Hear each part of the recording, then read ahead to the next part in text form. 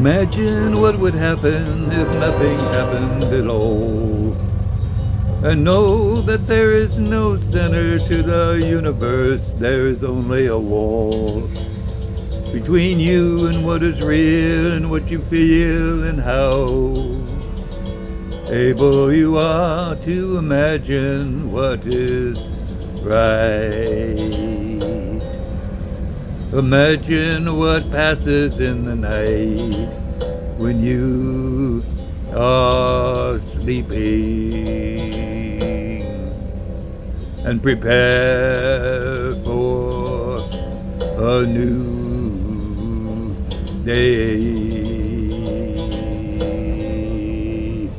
today. Imagine